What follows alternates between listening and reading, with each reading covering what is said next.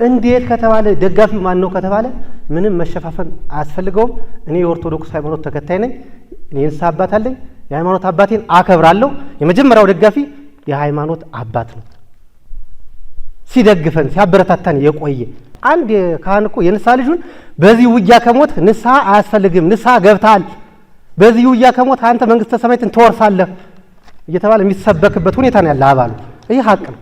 የደገፋችሁብን ቀን ያስተማራችሁብን ቀን ፋኖ ማለት የመጽሐፍ ቅዱስ ቃል ነው። አዎ ቃሉማ ሊሆን ይችላል። እየተከተለ ያለው ኃይል ግን እውነት የመጽሐፍ ቅዱስ ቃል ጠብቆ ነው ወይ?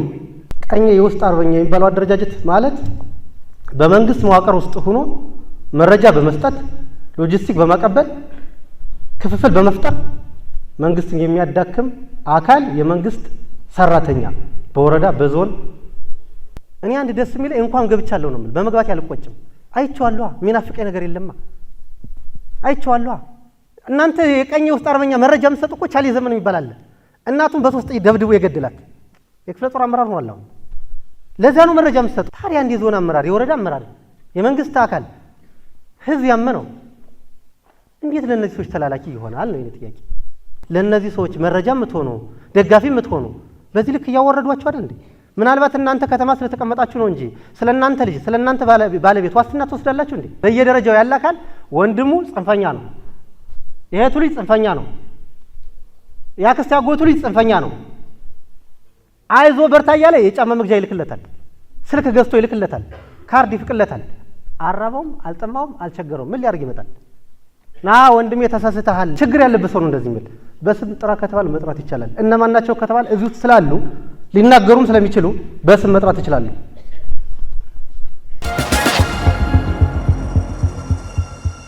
ምቹ ሁኔታ ተፈጥሮለት እንደዚህ ጠንከር ብሎ እንዲቆይ ያደረገው ማን ነው ከተባለ ከየትም አይደለም። አንድ ቀኝ የውስጥ አርበኛ የሚባል አደረጃጀት አለ።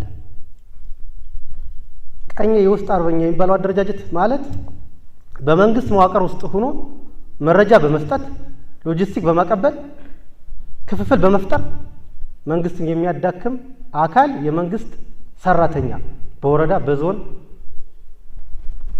በብዛት ዞንና ወረዳ ላይ ነው የሚታየው። እኔም ማውቀው ማለት ነው። እስካሁን ክልልና ፌደራል ላይ የማውቀው ነገር የለም። እና ምን ለማለት ፈልጌ ነው? ይሄ ማህበረሰብ እኔ ስብሰባ እንዳለ አላወኩም፣ የህዝብ መድረክ እንዳለ እኔ አላወኩም። ትናንትና ነው ያወቁት።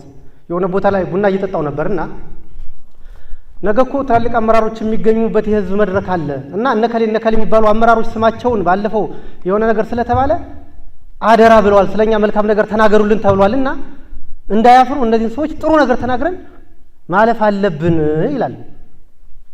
ቡና ቤት ሰዎች እንትን ብለው ማለት ነው። በአጋጣሚ በቦታው ነበር። እንደዚህ አይነት የመንግስት አመራር ሆኖ ስሜን በመልካም ነገር አንሱልኝ መድረክ አለ ብሎ መናገር ምን እየሰራ እንደሆነ ይህ ሰው ያውቃል ማለት ነው። መልካም የሰሩ ሰዎች ስለኔ አንድነት ተናገር ብለው ይናገራሉ ብዬ አላምንም። ችግር ያለበት ሰው ነው እንደዚህ የሚል። በስም ጥራ ከተባለ መጥራት ይቻላል። እነማን ናቸው ከተባለ እዚህ ውስጥ ስላሉ ሊናገሩም ስለሚችሉ በስም መጥራት ይችላሉ። ሊናገሩ የሚፈልጉትን ተመዝግበው ተሰጥቷል። ለምን የሰሩት ስራ ሊያስጠይቅ ይችላል። ሁለተኛ ህዝብ ላይ መነሳት የለበትም። ባለፈው እንዳው እንዳጋጣሚ ሆኖ እዚህ ዞን ላይ ብዙ ችግሮች ተፈጥረዋል። በጫካውም በዚህም ሆኖ ግራ ሲገባው የኖረ ህዝብ ብዙ ተበድሏልና ክቡር ጀነራል መላኩ አንድ አጠፋት ያጠፉ ሰዎችን ከያዙ በኋላ ወደ ህዝቡ አቅርበው ነበርና ህዝቡ ስሜቱን ተናግሯል። በወቅቱ እንደዚህ አይነት ጥፋቶች ያጠፋ ካለ ያለ ገንዘብ ይበላኝ እኔ ያል ገንዘብ በላኝ ሌላ ስራ አለው እንደዚህ እዛ ጋር ሐሳብ የተናገሩ ሰዎች ዛሬ እንዳገቡ ተብሎ አልገቡም። ይናገራሉ የተባሉ ሰዎች ሽማግሌ ተልኮባቸዋል። ምናልባት ከነፊት የመጣ የለም ስለማለት ታውቅ ይሆናል። እና ለምን የምናገረው እንደዚህ እንደ ምዕራብ ጎጃም እንደ ሀገር ይህ ጽንፈኛ ከራሴ ጀምሮ የነበርኩበት ነው። እንደ ሀገር ኢትዮጵያን ለማዋረድ ቃል ተቀብሎ አሁን ባለው ሁኔታ ግን ሀገር ማዋረድ ባይችልም ክልላችን ያዋረደበት ሁኔታ ተፈጥሯል። የሚታይ ሀቅ ነው። እንዴት ከተባለ ደጋፊው ማን ነው ከተባለ ምንም መሸፋፈን አያስፈልገውም። እኔ የኦርቶዶክስ ሃይማኖት ተከታይ ነኝ። እኔ ንስሐ አባት አለኝ። የሃይማኖት አባቴን አከብራለሁ። የመጀመሪያው ደጋፊ የሃይማኖት አባት ነው። ሲደግፈን ሲያበረታታን የቆየ እንዴት ከተባለ አንድ ካህን እኮ የንስሐ ልጁን በዚህ ውጊያ ከሞት ንስሐ አያስፈልግም፣ ንስሐ ገብታል፣ በዚህ ውጊያ ከሞት አንተ መንግስተ ሰማያትን ትወርሳለህ እየተባለ የሚሰበክበት ሁኔታ ነው ያለ አባሉ።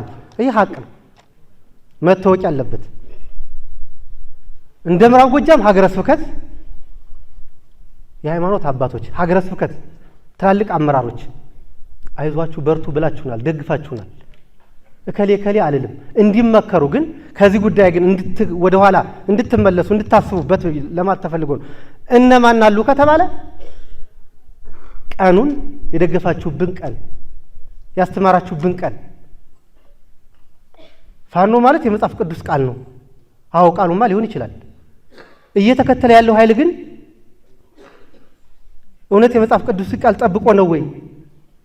ስምማ ኃይለ ሚካኤል የሚባል አለ፣ ሳምሶን የሚባል አለ፣ እስጢፋኖስ የሚባል ጽንፈኛም እኮ አለ። የእነሱን ተግባር ይወክላሉ ነው። የመጽሐፍ ቅዱስ ቃል ነው አይደለም የሚለው አይደለም እንትን እያለኛል።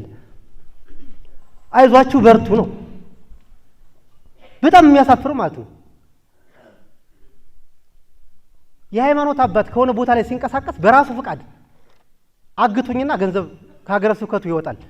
ዝም ብዬ ብደግፋችሁ እንኳ ተጠያቂ ሆናለሁ፣ የመንግስት አካል ይጠይቀኛል፣ መከላከያ ይጠይቀኛል ተብሎ እኮ አንድ የሃይማኖት አባት ሆን ብሎ እስረኛ መስሎ እኮ 800 ሺህ ብር እኮ ለጽንፈኛው ሰጥቶ የወጣ የሃይማኖት አባት ያለበት ማን ነው? ምዕራብ ጎጃም ሀገረ ስብከት። በጣም ከሚያሳፍሩ ማለት ነው። 2017 መስከረም 23 እና 24 እዚህ ከተማ ላይ የነበረውን ውጊያ ታውቃላችሁ። በሌላ መንገድ ስመጣ በጽንፈኛው አቅም አይደለም ያ ውጊያ የተካሄደው። እንድናገረው ፈልጌ አይደለም፣ ቀጣይ እንዳይኖር ስለምፈልግ ነው። ያ ውጊያ ሲካሄድ እኮ መረጃው ከዚህ ነው፣ ከዞን ነው። ሞርተር ተማርኳል በወቅቱ ሻለቃ ወይ መቶ አለቃ ይመስለኛል፣ የመከላከያ አባል ነው። ይህን ሞርተር ይዘህ ከተማረክ እስካባለህ 5 ሚሊዮን ብር ተቀብለህ ወደ ሀገር ትሸኛለህ ተብሎ ያ ሞኝ ሆኖ እስከ ሞርተሩ ተማረከ። ዛሬ ታስሮ 2 ሚሊዮን ብር ካከፈል አትለቀቅም ተብሎ እስር ቤት ነው ያለው። ይህን የሚያደርግ ማን ነው? አቀራራቢ ማን ነው? የመንግስት አካል ነው። ቀኝ ውስጥ አርበኛ የሚባለው ማለት ነው። አየሁት ሰለችኝ። ሀገርን ብዝብዝ አረግ ነው፣ ወገን አዋረድ ነው። እኔ መጣሁ። መሞት ካለብኝ የመንግስት አካል ይግደለኝ፣ ህዝብን ይቅርታ መጠየቅ አለብኝ ብዬ መጣሁ። የመጣው ወደ ምዕራብ ጎጃም አይደለም፣ እዚህ ውስጥ ያለውን ችግር ስለማቀ ነው። ልምጣ ብለም የሚቀበለኝ አካል አልነበረም። ብዙ ጊዜ ከመከላከያ አመራር ጋር አልገናኝም። በሰሜን ጎጃም በኩል ነው የ59ኛ ክፍለ ጦር አዛዥ ተቀበለኝ።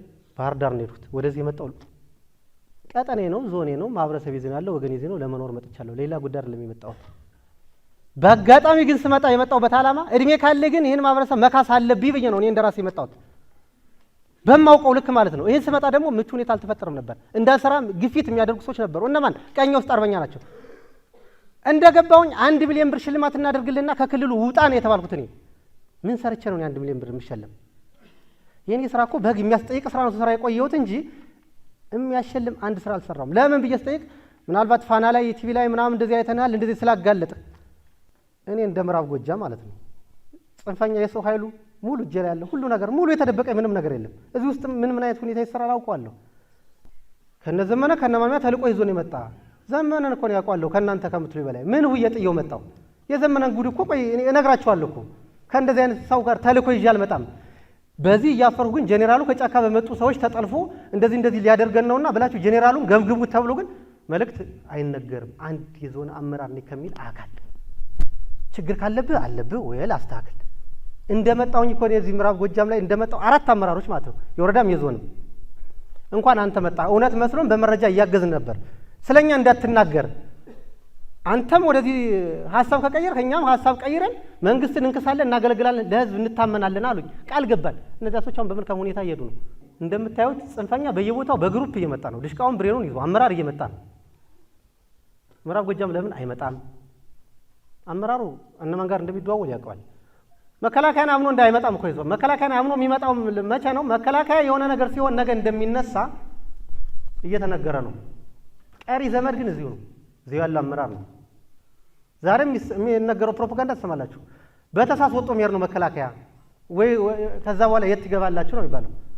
መከላከያማ እስከመቼ መከላከያ ጥገኛ ሆነን እንኖራለን? እኛ ይህን ጽንፈኛ ተደራጅተን እኛ መታገል ካልቻለን መከላከያማ ይሄዳል። ሁልጊዜ ሌባ ነው እንዴ ተከትሎ በሀገር ችግር የሆነ ችግር ከመጣ መከላከያ እዚህ ይኖራል? ይሄዳል እኮ። አቅም ግን አለው። ከዚህም ይሁን ከዚያም መስራት ይችላል። በዚህ አምናለሁ።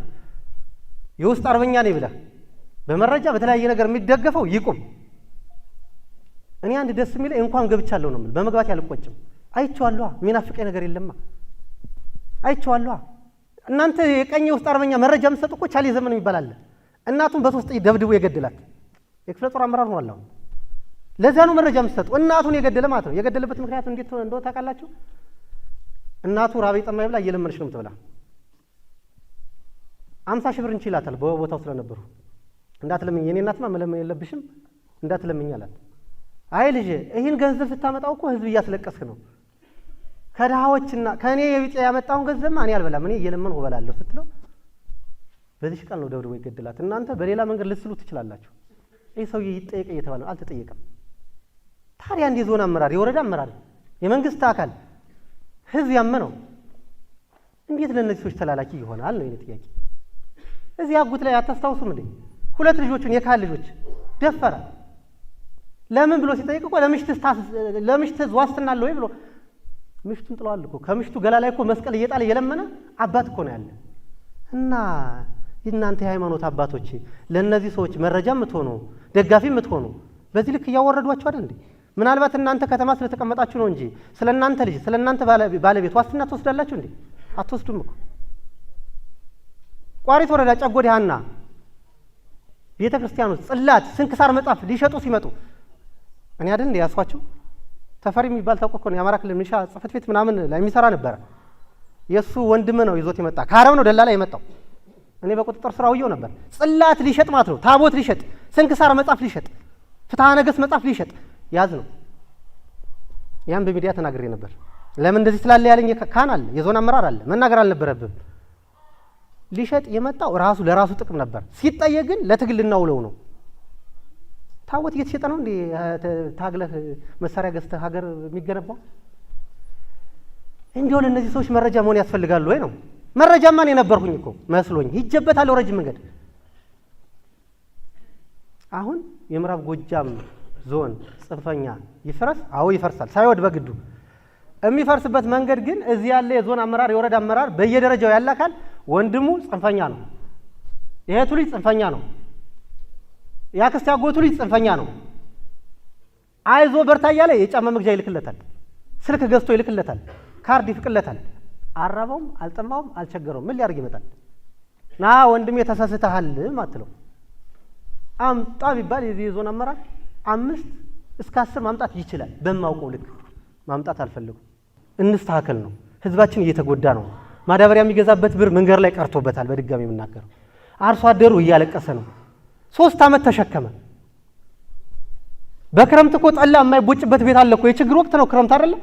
የጽንፈኛ እኮ ከአንድ አርሶ አደሩ ገብቶ ለምን ጠላ አልበጠበጥሽም ብሎ አርሶ አደር ሚስት የሚደባደብ ኃይል እኮ ነው ያለ። 3 ዓመት ተሸከመ። እስከ መቼ ነው ተሸክሞ የሚያበላ የሚያጠጣ? ለምን ኑ አንላቸውም? ለምን አይመጡም? መጣ አሁን ምን ሆኖ ምን የተቀነሰ? ምናልባት እንደዚህ በምናገረው እውነት ልጎዳ ካልቻሉ በቀር። ስለ ሚዲያ አንድ ነገር ልንገራችሁ። 3000 ሰው አለ የተደራጀ የሚዲያ እንትን ማለት ነው። 3000 5 ፌክ አካውንት አለው ፌስቡክ። ልታውቁት የሚገባ እናንተ መልካም ነገር ስትናገሩ 3000 ሲባዛ በ5 ፌክ አካውንት ከራሱ ጋር 6 አካውንት አለው ማለት ነው። የፌስቡክ አካውንት 18000 ነው አይደለም የሚሆነው? ላይክ ሸሩ ኮሜንቱ የሚሰድቡ የነዛ ሰው ነው፣ የብዙ ሰው እንዳይመስላችሁ። አንድ ሰው 6 ጊዜ ነው የሚሰድባቸው። የተደራጀ ኃይል አለ በሚዲያው። ሰሞኑን አላያችሁም እንዴ? እኔን እኮ እንግዲህ እናንተ የምትከተሉት እዚህ ላይክ ሸር የምታደርጉ በፌክ አካውንት እና ሳየ ደርቤን ታውቃለህ፣ መረጃ ትብኝ ታውቁታላችሁ። ብልጽግና ከተጠቀመበት በኋላ ረሽኖታል ተብሎ በሰሞኑ ሚዲያ ላይ ወጥቶ ቤተሰቦች አዘን ላይ ተቀመጡ ተብሎ ተይዟል። ሚዲያው ማመን ከፈልጋቸው እኔ ሙቻለሁ እንዴ? አብራቻለሁ እንዴ ያለው? ሚዲያው ሙቷል እያለ ነው፣ ተረሽኗል እያለ ነው የሚወራው ቤተሰቡ። ይሄ ነው ሚዲያው፣ የምትከተሉት ሚዲያ ይሄ ነው። አየር ላይ የምታዩት ነገር ይሄ ነው። ምርኮኛማ እኔም እኮ የመከላከያ ልብስ አልብሰን የራሳችን ወንድም ሰብስበን ማርከናል ብለናል። እና በጥቅሉ ወንድሞቻችን ለመምጣት አፋፍ ላይ ናቸው። እንዳይመጡ ያደረገ ያለ የውስጥ አርበኛ ቀኘ ተብሎ የተሰየመውና የሃይማኖት አባቶቹን እንደኛ ማህበረሰብ የሃይማኖት አባት በጣም እናከብራለን። ገደል ግቡ ካለ ገደል መግባት የምንችል ሰዎች ነን። የሃይማኖት አባቶች ስራ እየሰሩ አይደለም። የሀገር ሽማግሌዎችን በተመሳሳይ ከኛ ጋር እኮ ዋሸራና ጉት ላይ ሪፎርም ሲሰራ አብሮ የነበረ አንድ አባት በጣም ከሚያሳዝነው ማለት ነው አይዟችሁ በርቱ እያለ ሳፖርት የሚያደርግ የነበረው አባት እኔ ባለፈው እዚች ጋር በር ላይ ቆቁም ያለውና ወደ ውስጥ እየገባ ነው። አይ ተመስገን የሰውዬ እሱም ተመለሰ ማለት ነው ምናምን ስል ሚስተር ከሌ እየገባ ነውና እንደው እንደዚህ ነው አቀባበል አድርጉለት ነው ያልሁኝ። የሆነ አካል ላይ ደውዬ አይ እሱ እኮ የሀገር ሽማግሌ ነው እንደዚህ አይነት በሁለት ቢላ መብላት ጥሩ ነው ወይ ነው? እየሞታ ያለው ማን ነው? ከእንደዚህ ነገር ካልወጣን ምዕራብ ጎጃም ሰላም ይሆናል። ሰላምማ መሆን ይሆናል፣ በግዱ ይሆናል። ግን ሰው ሳይሞት ሰላም ማድረግ እየቻልን